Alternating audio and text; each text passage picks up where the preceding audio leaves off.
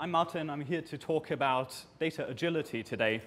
My background is I have done a bunch of startups. I was most recently working at LinkedIn.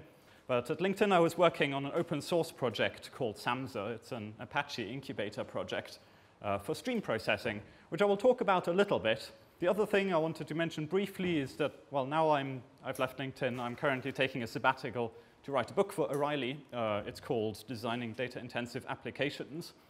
The idea of this book is to do a really broad overview of all the big ideas, the trade-offs, the principles behind databases, caching, indexing, batch processing, stream processing, all of these data-intensive things that we do. If you're interested, you can find an early release of the first couple of chapters at dataintensive.net. But anyway, that's the end of the ad break.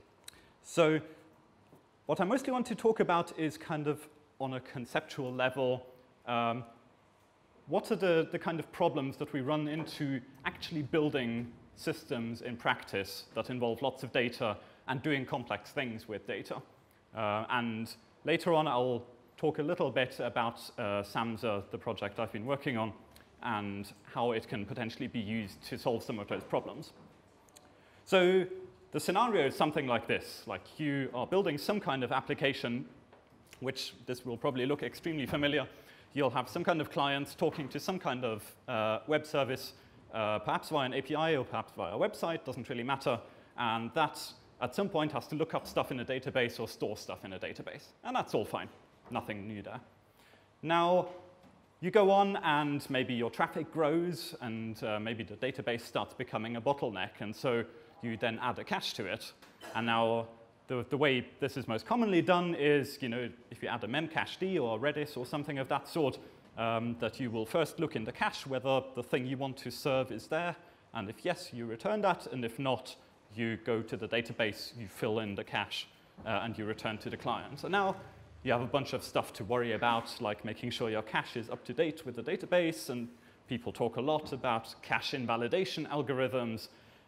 This gets quite involved already. Now, but that's not all, So, maybe you want to add search. This is a screenshot of the LinkedIn advanced search page. And, this might be full text search based on some arbitrary keywords that people type in. Or it might be based on various criteria. You might want faceting. You might want counting. So, you can't do this in a regular database. You need a search server. You might need something like Elasticsearch or Solar Cloud or whatever. So you add that into the mix. OK, now, what else do we need? Well, maybe there's some kind of asynchronous tasks that needs to happen on the side. So you don't want to block your web requests with doing stuffs. So you want some background workers which can do additional jobs. You add a message queue so that you can send messages from your web app down to the background workers. That's still not everything. Maybe you want like graph-like things. So this is, again, a screenshot from LinkedIn. Apparently, I'm like second degree connected to David Cameron, which don't blame me for that. And what LinkedIn does with its social graph here is, well, you can see, firstly, it can tell me whenever I'm looking at somebody's profile what my degree of connectedness is, like am I directly or second degree or third degree or whatever. And it can also show me the path through which I'm connected. How would you implement something like this? A regular database will not make this kind of thing easy. You really need a specialist kind of graph database with indexes that can intersect the sets of connections between different people. So, that needs specialist data structures, needs yet another infrastructure component. I've added now a graph component to the thing. And now let's zoom out because this slide is starting to get a bit full. At this point, we probably need some additional caches. At this point, the system is getting kind of big, so we start needing a bit of monitoring and a bit of metrics so that we can actually tell whether things are on track or not. And this starts pulling in information from various different parts of the system. Maybe we need some kind of notifications. We need to spam people with emails and send them push notifications. So we need to add this into the mix. Now we have a notification system which is kind of chained off the workers somewhere on their side. Maybe it has an additional database of its own that needs to be somehow kept in sync with absolutely everything else.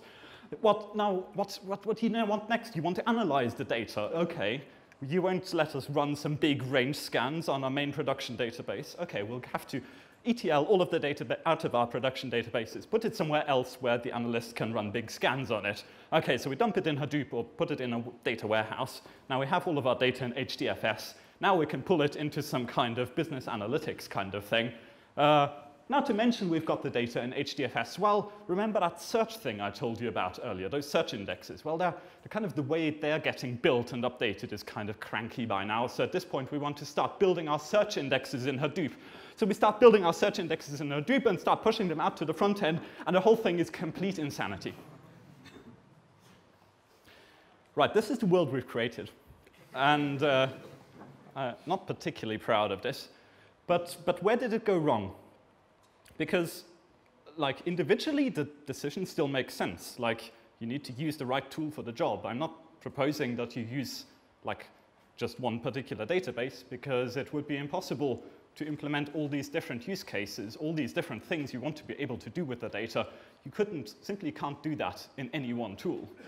So we've got to somehow integrate a bunch of disparate tools in order to solve in order to build the applications that we have to build, in order to do useful things for our users.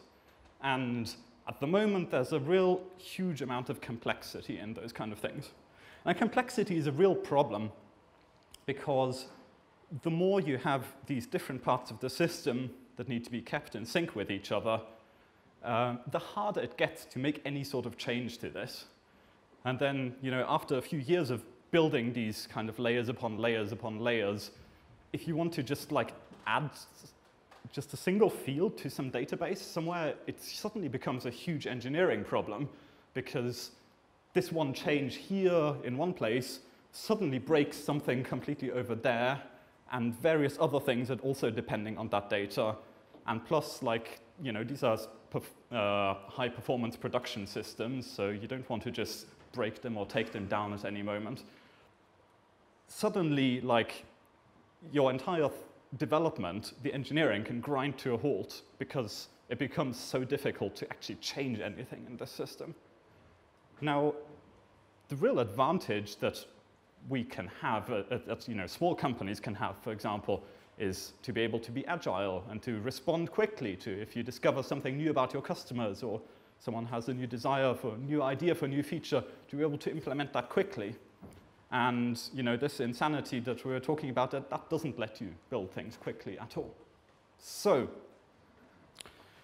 let's try to see what we could do to approach this problem. And as a first step, I'd like to just reduce it down and not think about this whole multitude of different systems talking to each other, but start with thinking just about a single database and then gradually build it up from there again. Okay, so let's talk about denormalization.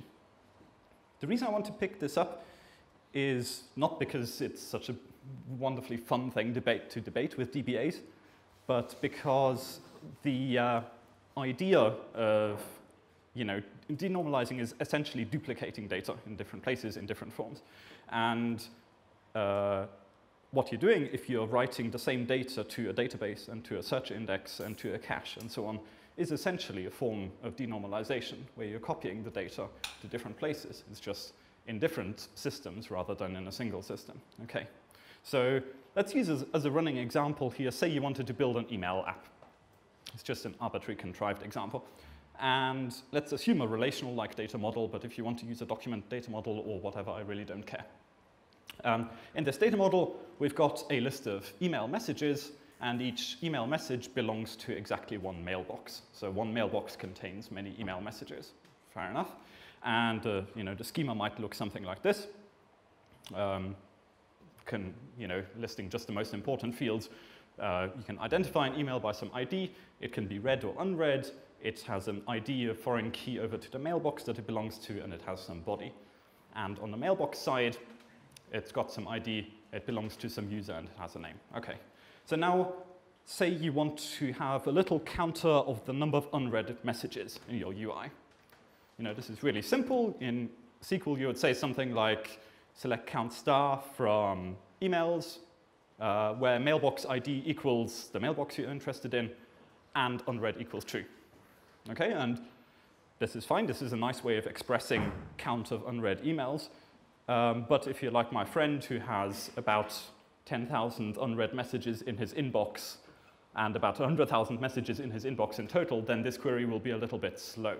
And we don't want him to be unhappy because his email is slow. So at this point we say, OK, let's denormalize, and let's have an unread counter on each mailbox.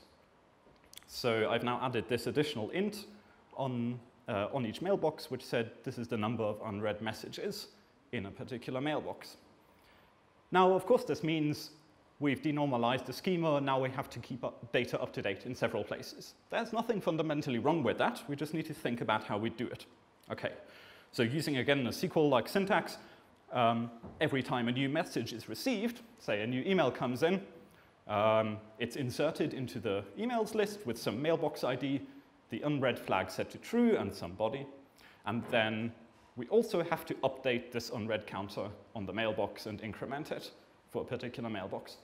And of course, the same happens in reverse. If somebody reads a message, then the unread flag is updated to false and the counter is decremented. What happens if things go wrong? So this is a timeline here. Time passes from left to right. You've got a user or some client talking to a database. And so the first request goes and inserts a message into the database, and the database says, good, well done, it's all fine. And then the second request comes to go and updates the unread counter, and now let's say things go boom at this point. You know, they might not go boom this spectacularly. It might just be like somebody unplugged a network cable, or a disk filled up, or then the process crashed somewhere, or somebody decided to do a kernel update on the server and rebooted it, or whatever. So something went wrong, and so the second update didn't happen, but the first one did. Now, of course, if you've worked with relational databases, you know that this has been a solved problem for like 30 years or something like that. And in terms of the ACID properties you get in relational databases, this is called atomicity. So the guarantee that either all things within a transaction happen or none. In this case, because the second update failed, you'd be guaranteed that that insert into the emails would be rolled back. That would not happen. And thus, the transaction allows you to be sure that the database ends up in a consistent state where, you know, your list of emails and your counters are in sync with each other. And in order to do that, you would have to wrap this entire thing in a transaction or so. OK, so that works reasonably well in a single database. What happens now if you have multiple databases that you're trying to coordinate? OK, so let's think about an even simpler example, like not even a counter, a denormalized counter, but just updating a single key in a key value like data model. OK, so you've got one user and two different databases. And say, like, maybe the first one is your primary database and the second one is your cache. Or the first one is your primary database, the second one is your full text index. What you want to end up with is, in the end, having the same data in both places. You know, that because like any LinkedIn profile that you search for, you know, it should appear both in the index so that you can find it and also render correctly when you look it up from the database. So, you know, that looks fine. Note, though, that we have the same atomicity problem here. So if one of these requests fails, if the second one fails, the first one won't be rolled back because we actually don't have transactions across these different systems. But there's an additional problem here. So the second user is simultaneously updating the same key. And it does it in the same order. It first writes to the first database and then writes to the second database. But there's a concurrency issue. There's a race condition here. If you look at what happens, I'll just annotate here with A and B what is the value at the database at any one point in time.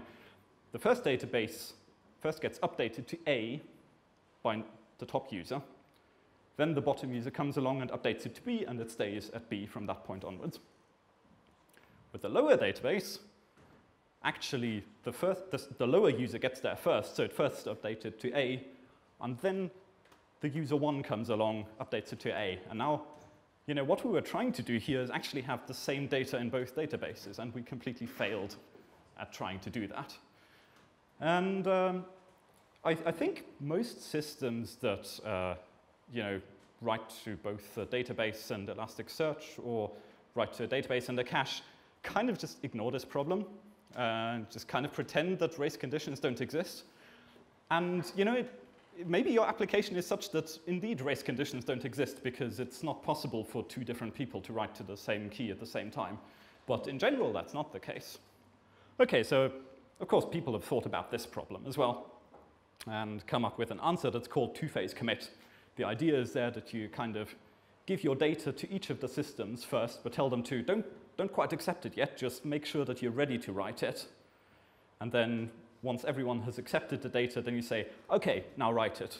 And then it's atomically committed to all of these various parties, and it's robust to things dying and coming back up again, and then finding out whether something was committed or not. This it's somewhat implemented, like some relational databases implement two-phase commits, some message queues do. Broadly, a lot of the NoSQL stuff certainly won't, it doesn't even have transactions. So I don't really see that's the solution.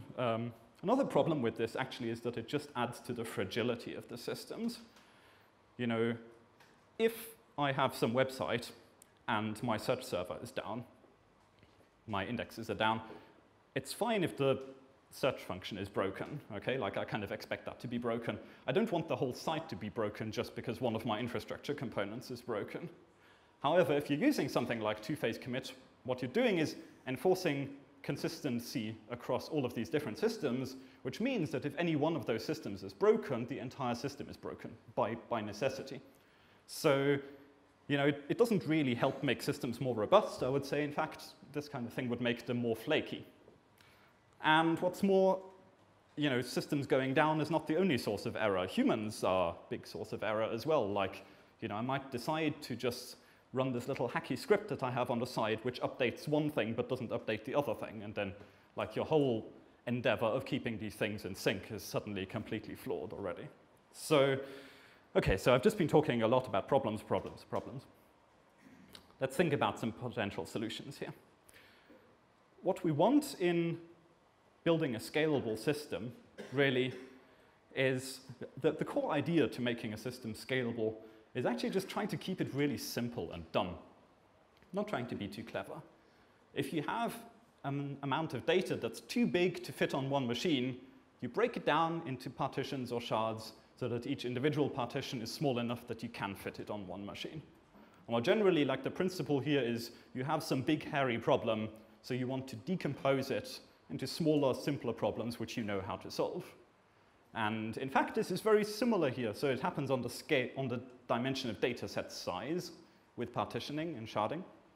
But it happens on the dimension of access patterns as well. And that's exactly what we were trying to do here, is say, okay, we don't have any one database which can support this big hairy problem, this set of use cases that we want. Let's use all these different databases, decompose it, use the right tool for the job. We decompose this big hairy problem into smaller ones, and we have tools which implement each of these individual components, but we've created a massive headache for ourselves. So really the question is here, how do we do this decomposition into smaller parts without going completely insane in the process? And now, again, people have been building software for many decades now, and within the design of a single application, so not a big distributed system, but like just one program, people have figured out this stuff, right? And the general principle that's applied there is loose coupling. The idea is that you have these modules which have a well-defined interface, a clean interface, and they don't know who's calling them, and they don't care who's calling them. They just kind of exist in isolation, and then you have a bit of wiring around the outside which ties these things together. But you can encapsulate complexity in these subsystems, and that allows you to keep the complexity of the system as overall manageable. You create abstractions which can be composed nicely. So really we want to do something similar there, this composition of abstractions and small modules with well-defined interfaces. We want to do the same thing with our big distributed systems, where we're trying to keep these various data stores in sync with each other. Now, I mean, how do we go about this? What people do right now is, they'll write application code, which is like write to database, then after that, write to some other place, write to full text index, then write to cache. That's very close coupling between those various systems. So we want to get away from that and instead have some way where you can just do one write, and then anything which needs to happen as a result of that write happens somewhere separately in a place where you can keep a good eye on it and you know exactly where the data is flowing. So we've had some good experiences using event streams for this purpose. If you can use a message broker, and every time you want to write something, rather than writing it to these various different places, just write it once to the stream of events. You can call it a stream, or you can call it a transaction log, or you can call it event sourcing, or whatever you like.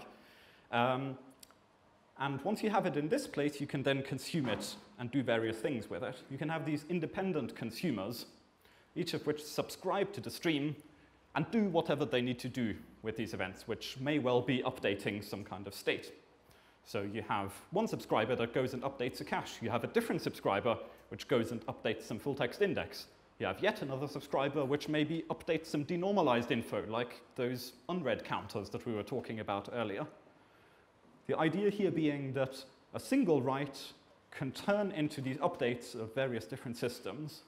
If any one of these subscribers is down, no problem. The others just continue processing as normal.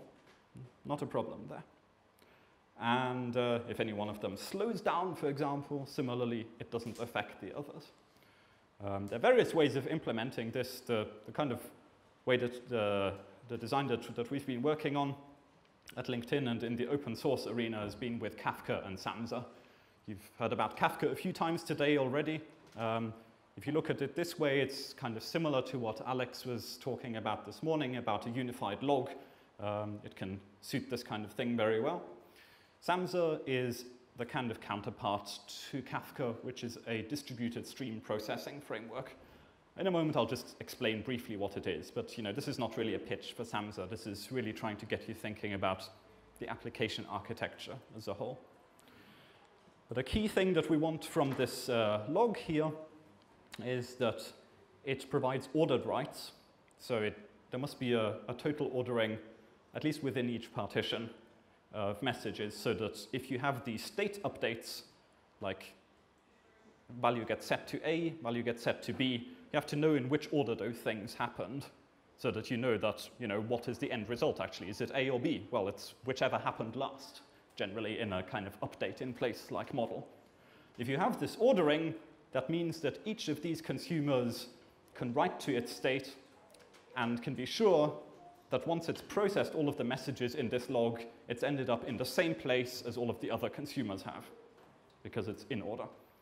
And the other valuable thing that this log can provide is buffering, which means that if one of the subscribers goes slow, it doesn't affect anybody else. That subscriber can just catch up when you've sorted out whatever that system was. There's an interesting variation on this pattern, which I quite like actually, and is in use very heavily at LinkedIn, where rather than writing to some log directly, you write to a database as normal, but then you only write to one database. You don't write to 5 different places. And you use something called change data capture in order to track any writes that have happened to that database and use that as a stream and process it like a transaction log. So this change capture can be implemented by looking at the write-ahead log of the database, for example. This is exactly what databases use for master-slave replication. The leader, the master, will accept some writes from clients, and when those writes have been done, they have to be sent down the wire to some followers, to some slave nodes where they're going to be applied. This is a stream of update events that has to flow over the network. An application can capture those. So then, in addition to updating your followers, you can actually go and update some search indexes and invalidate some caches and update some denormalized info as well. So LinkedIn built a thing for this purpose called Data Bus. It's unfortunately tied to Oracle, so I don't know how much use it'll be to you Samza itself is totally agnostic of what kind of streaming thing you want to hook it into. I'll just talk a few minutes about how Samza implements stream processing, just because I think it's kind of interesting. There's plenty more information on the website. The idea is simply this. You have these streams of events which are produced by some process at some point and which are consumed by some subscribers at some other point. And these streams are conceptually, they're very simple. You can think of each stream as basically just an infinitely sized file. And the only write operation that's supported on this file is append to the end of the file. No other writes. You can't update anything in the middle of the file. You can't delete anything. The only thing is append at the end. And then to avoid this thing getting infinitely large, you can either throw away some old segments after they've been sitting there for some length of time, or you can perform some compaction similar to what a log-structured storage engine would do. But then one single file would not scale very well, so we actually have several of those in parallel. And then in order to achieve fault tolerance, they're replicated across multiple machines. So then actually each piece of data is stored on multiple machines. But still, it's conceptually just these parallel streams of files. Every time somebody wants to publish a message, it's appended at the end of this file. Anyone who wants to consume this stream has an offset, which is simply their current position of reading in this file. And there's only one read operation. The read operation is read, give me some messages from some offset onwards. So the consumer supplies the offset, which is its current position in this stream, and says, give me whatever you have after this. There's a kind of neat feature here, which means that a consumer, if necessary, can jump actually back in the history of this stream and reprocess historical events again, if it wants to. Or it can just kind of stay on top of it and just follow closely behind the new messages being published. It's a beautifully simple model, and this is what Kafka implements. So I do recommend that you take a look at this. The relationship between Kafka and Samza: Kafka provides the message broker. Samza is the processing framework that goes with it.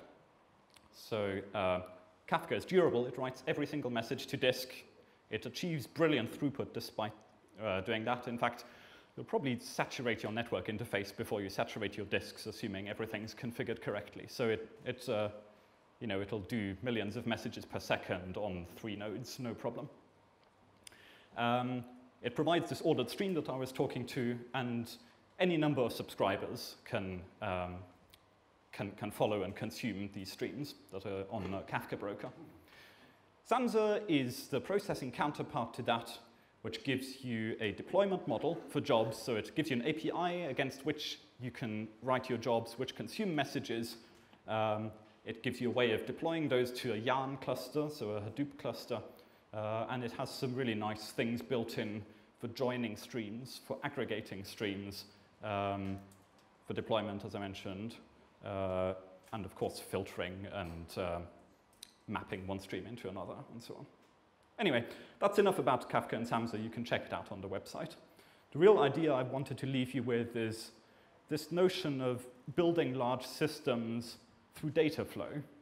So rather than like explicitly doing RPC to your various systems and then, what happens if one of those requests failed? Do you kind of retry it, but do you retry indefinitely? Do you have some kind of backoff period, whatever? Just make all of those problems go away by having your data flow through a single stream, and any things which need to be updated based on any changes in the data can be subscribers of those stream. If you think about it, this is kind of like what Unix pipes have done for a long time, where you can take the output of one process and pipe it into another process.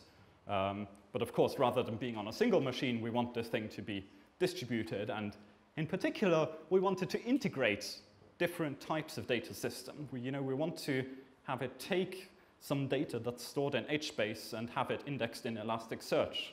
Or we want to have some data that's in MySQL, and when that changes, invalidate a memcached, or various combinations of these things. And now this is kind of drifting off into pie in the sky land, but really what I'd love is for this whole thing to move in the direction of just being able to chain data systems together, where you can say, I have some data in system A, please pipe it into system B, and just make sure that that happens. That, you know, if either of those falls over, that the right thing happens, that it catches up afterwards, that you don't lose any updates. Perhaps allowing you to do a bit of processing, like, you know, the old Unix sed and awk along the way. But in the end, just giving you these kind of primitives for integrating systems and thus avoiding that big nightmare, that big tangle of different kind of systems. You'll still have all the different components, all the different caches and indexes. The difference is just that there's now a systematic way for actually keeping those in sync and keeping them updated. So that's really all I wanted to say. Here's a whole list of things you might want to read if you're interested in this topic.